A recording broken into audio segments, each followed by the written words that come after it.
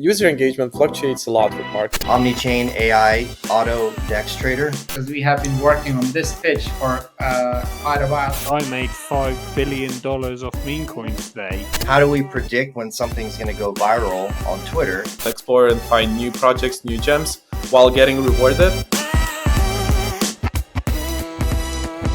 Hello and welcome everyone to another episode of the Pitch session, which is brought to you by Saakuru Protocol. I'm Marius. I'm a VP of Web3. You can find me on Twitter by the handle CloudFX-M.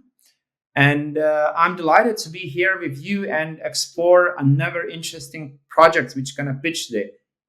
Before we begin, please note that nothing in this video is a financial advice. So make your own financial decisions, do your own research, and this is purely educational and also to introduce these interesting products which are building on top of Saakuru Protocol. In this very interesting Web3 landscape, there is always a lot of excitement and marketing buzz, but a lot of people who participate in Web3 investments and who participates in IDOs doesn't usually have the access to the proper pitch. Maybe they just analyze the data on the website, etc., but they don't have a chance like institutional investors to actually have a comprehensive overview and the pitch face off with the team.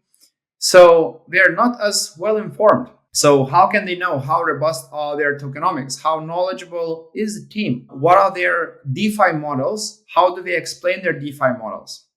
And they don't have a chance to see how actual investment experts challenges their ideas by asking good questions. So in today's session, we will be introducing you and showcasing you a very interesting project, Jumptask.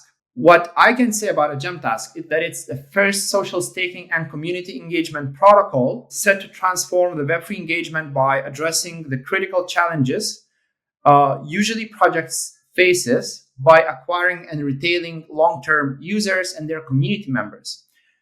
Traditional tools like Quest platforms, engagement platforms, they usually focus to the short-term engagement, and this alignment between the community and KOL's incentives with the project goals are clearly apparent because engagement really fluctuates.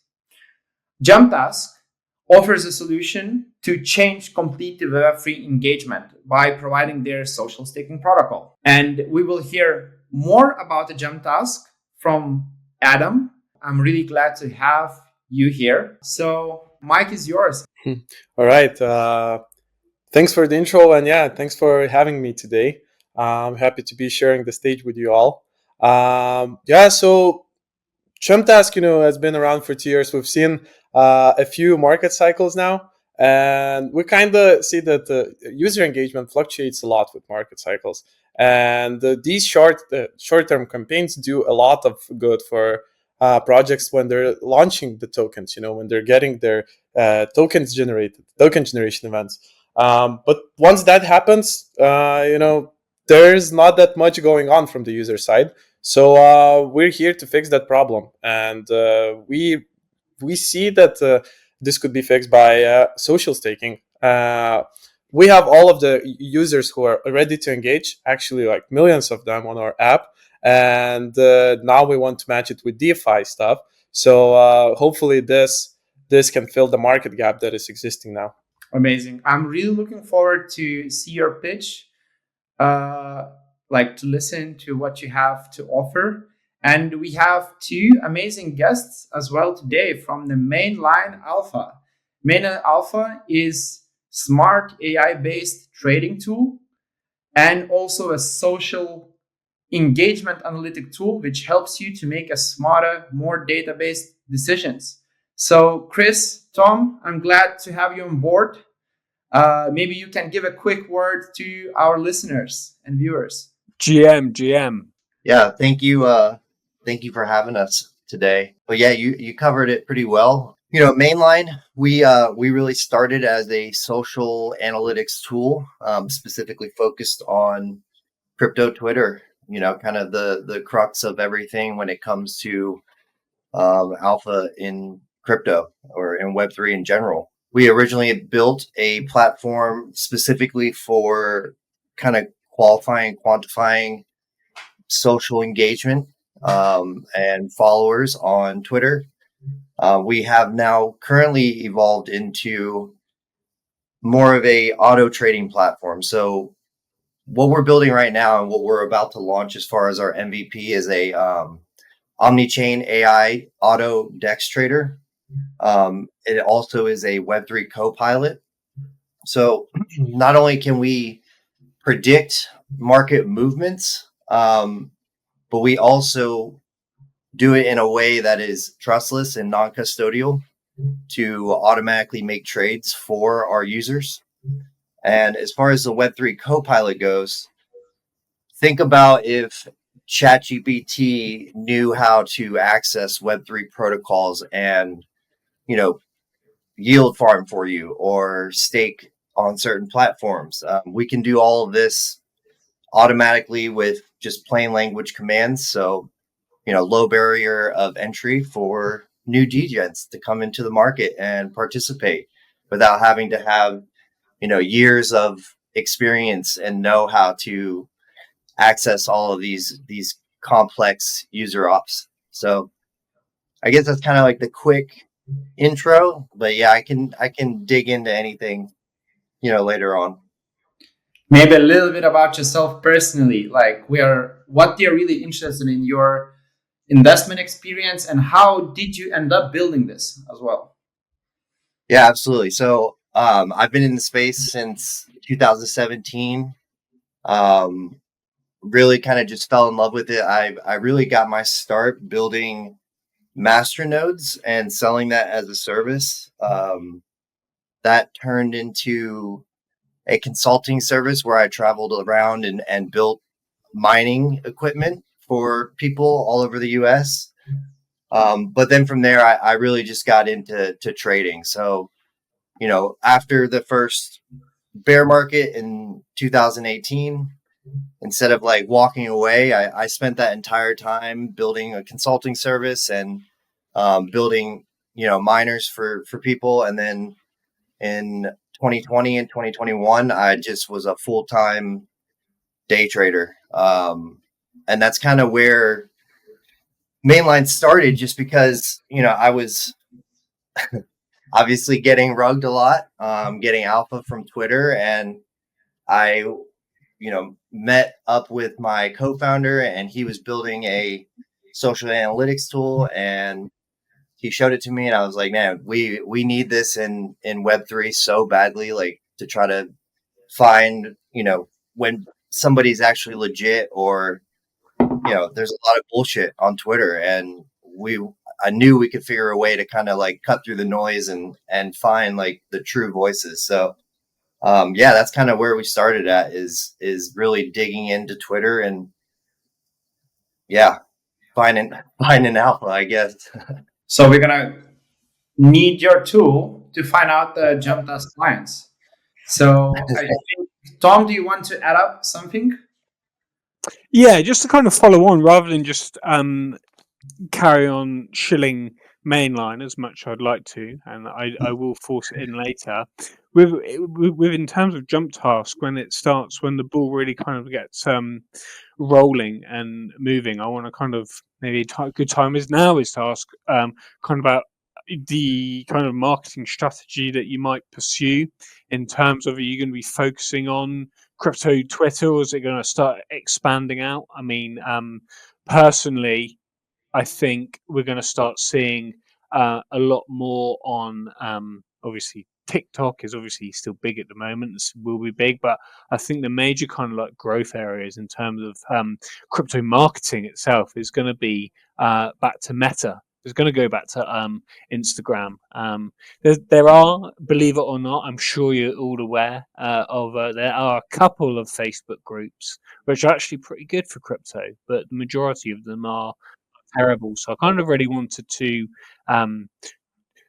jump into the task. I went there to kind of want to explore kind of where you're going through that after. This is after kind of going through your kind of deck and a roadmap and kind of way from there, really. Amazing. So I think everyone should sit back and prepare for the Jumptask pitch from Adam.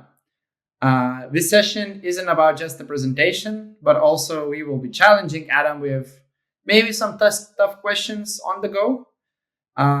So looking forward to see him sweating and answering those questions with a very good answers. So Adam, mic is yours. Share your screen and let's start. All right. So welcome to the first social staking protocol. And yeah, as we have already discussed here, Web3 has a problem, and the engagement currently is broken. Everything is focused towards the token generation events, and once that happens, the engagement dies out. And when you start analyzing why it happens, it's only logical. All of the tools, all of the platforms are optimized to bring these short-term reward-seeking users to your project in exchange for airdrops or any other token rewards. So if the projects rely on such tools, they get these results. And once the TG happens, we see from our clients that so many projects are lost, or they just don't know what to do next, to get the hype rolling. So there's kind of a market gap now that can be filled by new solutions. And it feels like the current tools are not, optimized for that. So when I say not optimized, I mean that those tools usually do not include all of the necessary tracking to get the results and user performance activities in their databases. So the projects actually do not know how well the users are engaging and how much value they're bringing. So based on the campaign results, they cannot really adjust the incentives and adjust the campaigns themselves so that they're motivating for users. So actually, what we get is either low engagement from users or unpredictable engagement. And when we're talking about loyalty, this cannot be guaranteed either. So now you kind of rely on what's available. You push your campaign, you hope users come in, and then you get some result. It's the same with KOLs, but if we actually implement all of the user engagement tracking, this performance can be predicted, because we can see how users behaved in the past. We can see the trends, and we can predict this for other projects that are upcoming. And this is just about the users. And when we start thinking about KOLs, there is a similar problem as well. Projects hire the KOLs with the hopes of the KOLs generating lots of attention on their socials, right? But again, it's super unpredictable, because there's no way for you to evaluate it currently. And if we start talking about the tools that kind of cover all of the social networks, they cover all of your apps. This is where KOLs can be included as well. They can be, analyzed just as any other user, except bringing tens of times of more value to you. So we offer to combine all of these tools and solutions into one big solution. We call it social staking, and it's pretty simple. We track all of the user performance, we track all of the KOL performance, and we want to make it a long-term one to turn them into loyalists. So what we add is the staking part here. Each of the users has to contribute a small amount of token to be able to engage with the campaign. And when they engage with the campaign, we see that they actually bring value for the projects. And with that value, their staking rewards go up with time.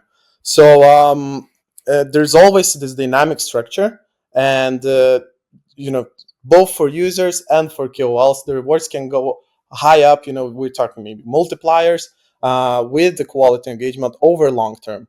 As this is all integrated with social platforms, we can track it all in one place, and present it to clients with the hopes of improving their ROI. So here's a scheme of how it works. I know it's a bit complicated, but now we can focus on the second square, which is management layer, and this is where users actually could enter the platform. So once they are on Jumptask and they want to be loyal, engaged users, they have to stake a small amount, right? They can choose just to stay a passive and get passive returns, participate in governance, and just explore Web3 on their own pace.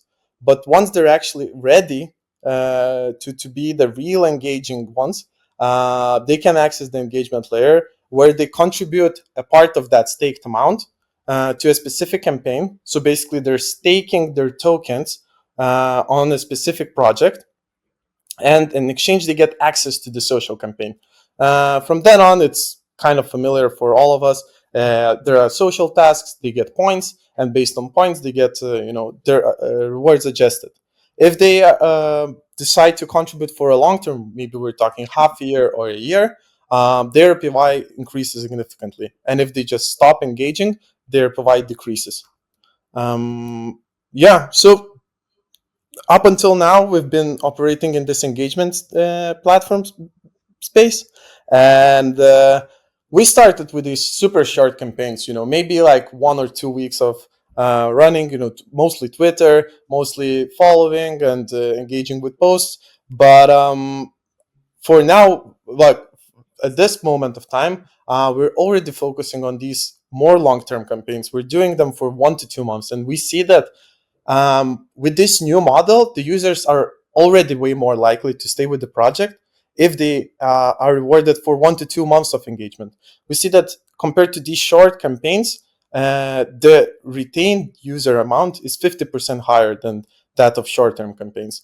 And we believe that if we move to the social staking, where users have to engage plus contribute with financial tokens, contribute with tokens, we see this increasing even further. And we plan to release it in 2025.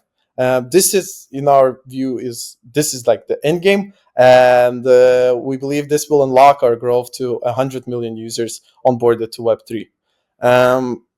The plan is to confirm this idea during the next year, to have it all rolling, and in 2026, we want to release it as a white label, meaning that any project that wants to build in Web3, they could take our technology, use it on their own website in a form of iframe, maybe, and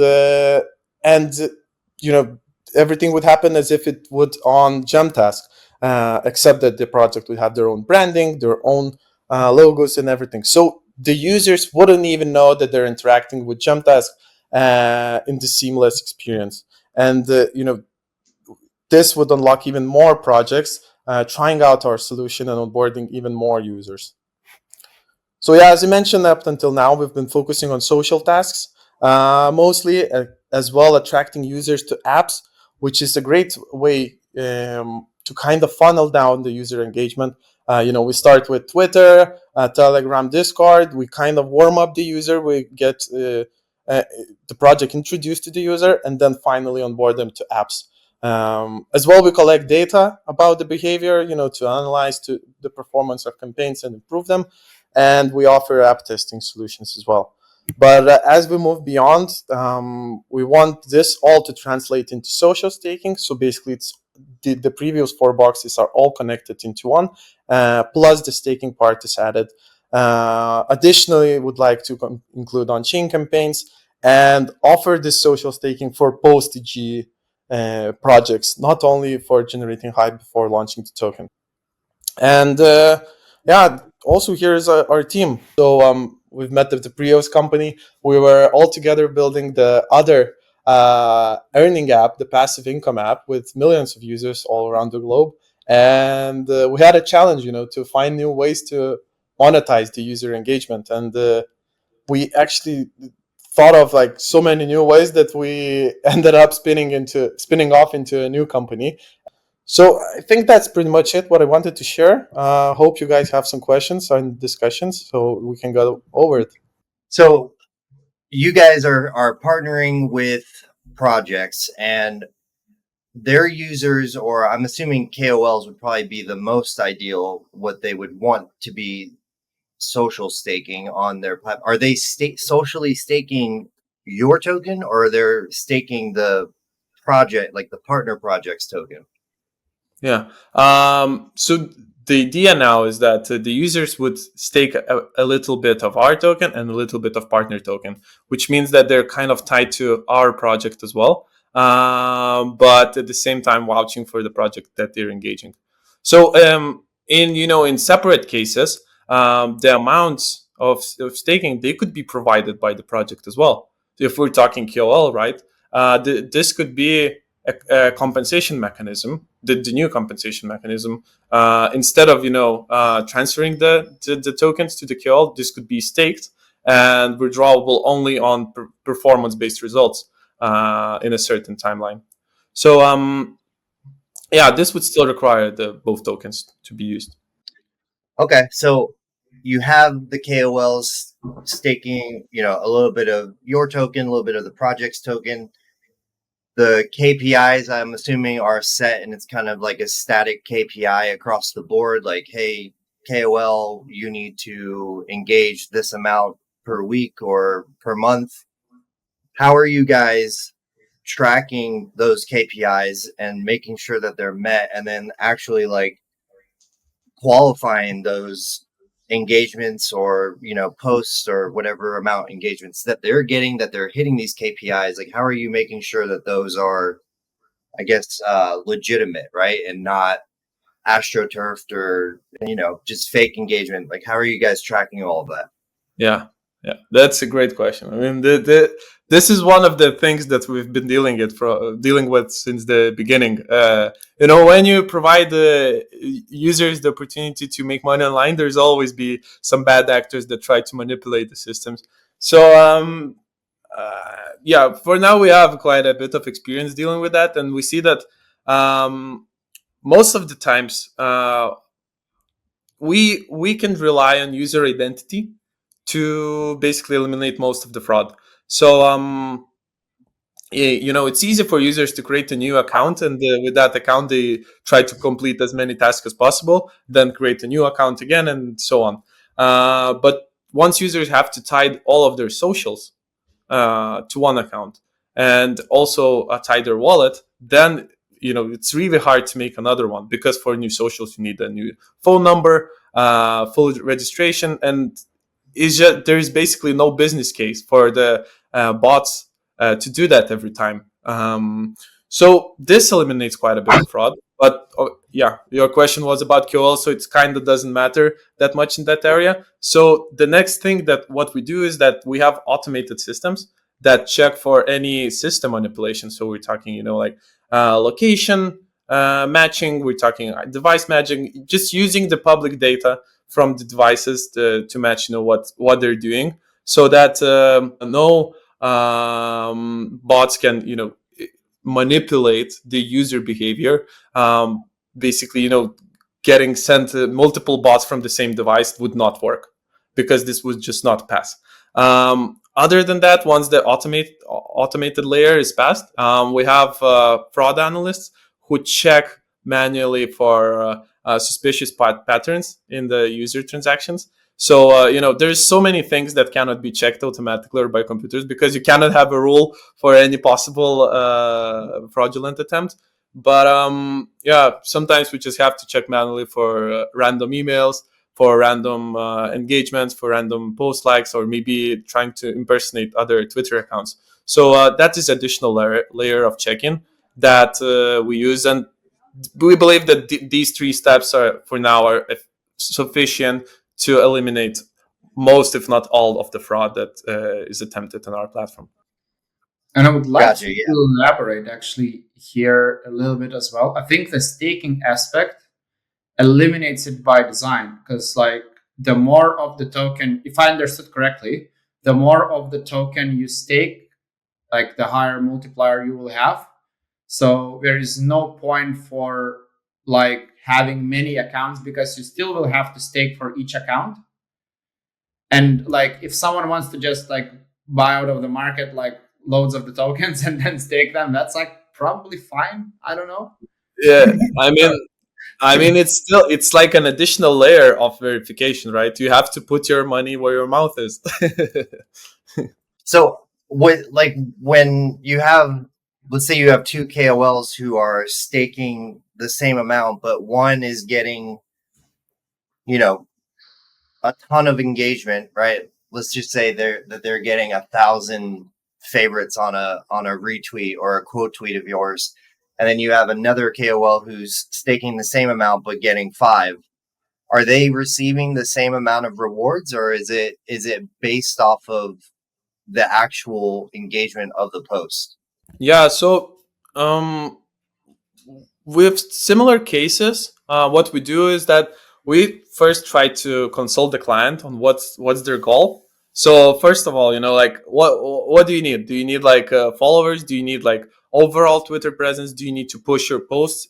So we agree, what's the important metric for the client, and then we try to focus on it most. So of course, everything is evaluated within the equation, but we can redistribute the weight for each of the each of the engagement units. And in this case, when you're asking, maybe the client is seeking for favorites because they want to get ranked on the timeline. So this would have the highest weight. And of course, if a user or a KOL delivers the most favorites, their staking rewards would increase the most. Gotcha. Yeah, that's kind of what I was thinking as well, because I guess, if you have users, right, that these accounts are legit because they're staking, and this KOL has 100,000 followers. But I guess my biggest question, because this is a major issue that we ran into that we had to solve, was we can see that the main account, the KOL with 100,000 followers looks legit, right? But how do you ensure that if a KPI is favorites, right, on a quote tweet, and they're getting extra rewards for having the most favorites, how do you ensure that the favorites aren't being gamed? You know what I'm saying? Like, because that was a big issue that we had, because our original goal was to, how do we predict when something's going to go viral on Twitter? And once we actually built the technology to determine that, we realized that it doesn't really matter what's going viral on Twitter. What really matters is the actual authenticity of that virality, meaning like something can go viral and look like it went viral, and it could just completely be bullshit and all be like basically accounts owned by the same person forcing something to go viral. So we had to then go back to the drawing board, and we've spent a better part of a year developing out technology to really determine that part, right? Authenticity. How do you know what account is actually legit and not owned by the same person and not controlled by a bot farm? And that's where we actually ended up finding out that KOL follower count, it doesn't even actually matter that much, right? Like you might have a KOL who has 500,000 followers, or you might have a KOL who has 50,000 followers, and the KOL with 500,000 followers, 90% of those are bullshit accounts, but the guy with 50,000 followers has like a legit community and can get way more kind of spread across the market for you than somebody with 500,000 followers. But the guy, you're paying the guy with 500,000 followers way more money because of that one number, but that number could just be completely false. So Yeah. it was a major issue, and it still is. Bots on Twitter was, obviously a very hot topic, especially in like 2021. And, it's still running rampant. I mean, it's definitely gotten better with some of the things that old musky boy put into place to try to stop it from getting so out of control. But yeah, you better believe that, a lot of these KOLs that have 100,000 followers, they might have 10 KOL accounts. They're all the same person running 10 KOL accounts with 100,000 followers. And it looks like they're getting mad impressions and engagement, but really it's all just like this echo chamber of accounts all liking and sharing the same shit against each other. And then these guys are banking, thousands of dollars because of that single number of 100,000 followers. And nobody really goes and checks and sees, like, are those the same followers? You're just talking to the same people over and over again. And most of those people are like not actual people. Yeah. So for that, I think the Twitter account score is a very good metric. So you should, at least what we do, we do check the Twitter scores, basically, of who are the legit people who are following that person. And if there is like none, that's usually like a good indicator, like the other legit accounts which are following that person. I think another thing is what we noticed about these QOLs. We call them shit posters, actually. What we noticed about their engagement is that it fluctuates like crazy. Like they can, like you can basically buy their engagement. They will bring you lots of bots within 1 or 2 days. They can generate you thousands of likes, whatever, and then after 2 to 3 days, it drops. So there are lots of tools to track, how all of this engagement changes over time on a separate, on different posts or on accounts. So you can check with whom those people worked before and how the numbers change for the clients. I think that's one good way of eliminating them. But would like to touch this point from a broader perspective. When we're talking about the performance on the socials, and when you said that like it's really hard to judge just by the numbers on Twitter, let's say, when we plan our campaigns, we try to include more metrics than just socials. So if you move down the funnel, right, we start with the socials. That's where you have the most people who are just kind of interested in your project. And I think at the top is Twitter.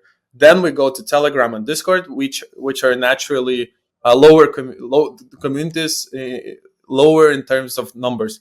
But there people are way more engaged. And if we move even down further, then we have your app, we have your token, we have people who are referring other people. So I think these are like really important additional metrics of how many people travel from the social networks to your products, to your token, and end up referring even more people to you. So if you actually include all of these metrics into the equation, then it kind of becomes obvious if someone is faking the Twitter numbers, and it really helps a lot to separate the fake engagement from the real one.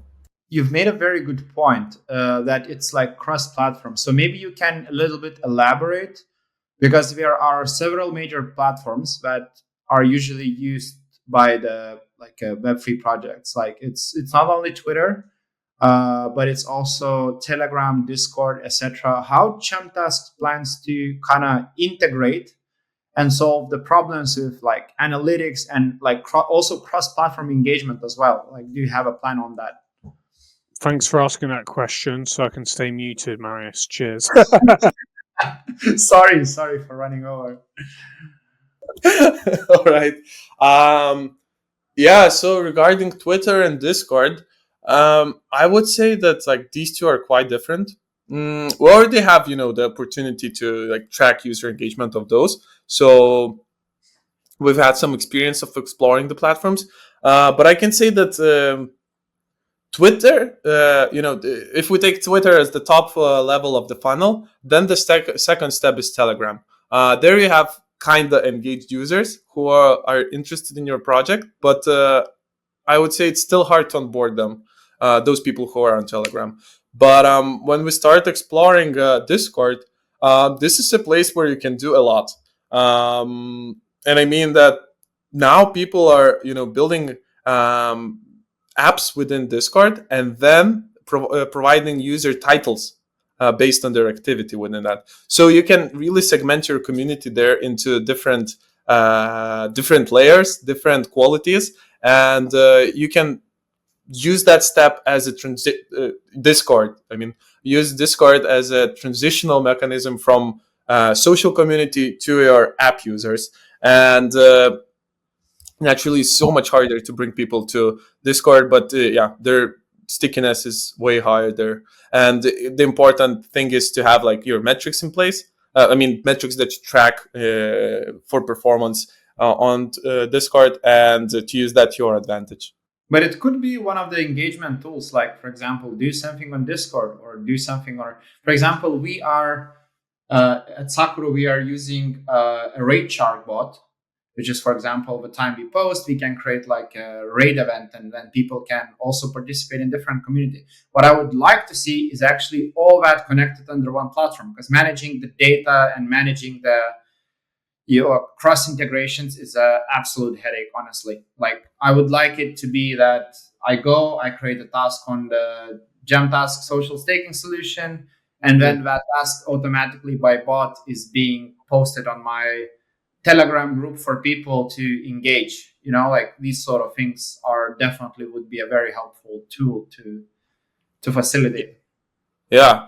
I mean, that's the ideal case where we're moving towards. Yeah, for now we're at the stage where you can create such a task on our platform, but you will still need the other bot integrated within your Discord. And once users, complete the Discord challenge, the raid, that can be, that info can be passed to us, and then we can, basically analyze it and reward users based on that. But connecting the bots to Jamtask and making the automated flow is definitely something in our roadmap, and it will be one of the things that we offer for our clients in terms of account management. So how it all happens now is that our clients don't set up the campaigns; we do that for them. Everything is managed by our internal partner managers, and this includes, all of the tracking and setup and visuals and content and descriptions and so on.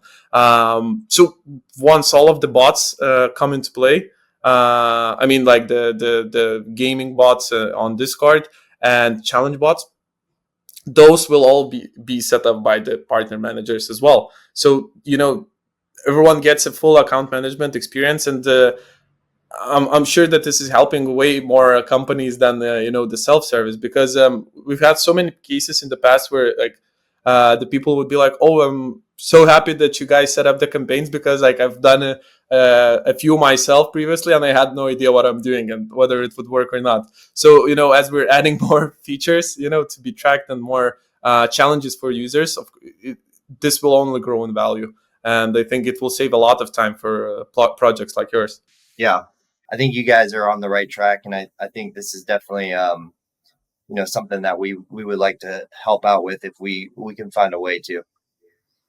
Okay, yes, we are running a little bit out of time. So Adam, the last thing from you, and I will be wrapping up the session. Because anyway, we don't want to make the viewers to be super bored in like 2 freaking hours conversation. So we need to be like time sensitive. Yeah. All right. So yeah, for our users, check out our app. It's great. I'm sure you will find many things to do. We have thousands of offers for everyone to complete.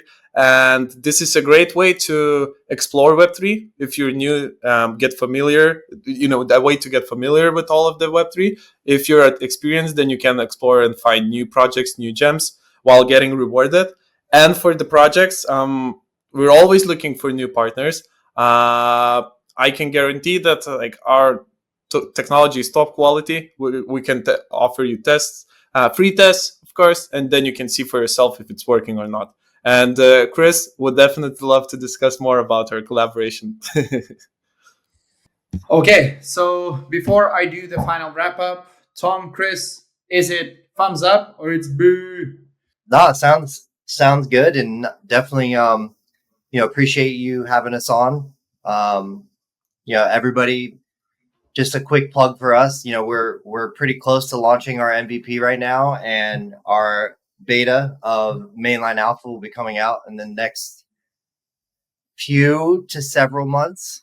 We'll keep it pretty wide range there. So definitely go to getmainline.io and sign up for our wait list. we already got 22,000 people signed up for that, and there may be some incentivizing for testing out the beta. So definitely the sooner the better, because it will be first come, first serve as far as the beta goes. And yeah, follow us on Twitter at mainline_intel. And yeah, thank you guys for having us on, and good shit, Adamus. Yeah. I think this is big. Thanks, Chris, for doing my job there, for saying all the following bit. Yeah, massive thumbs up for me. You can't see me, but yes, yeah.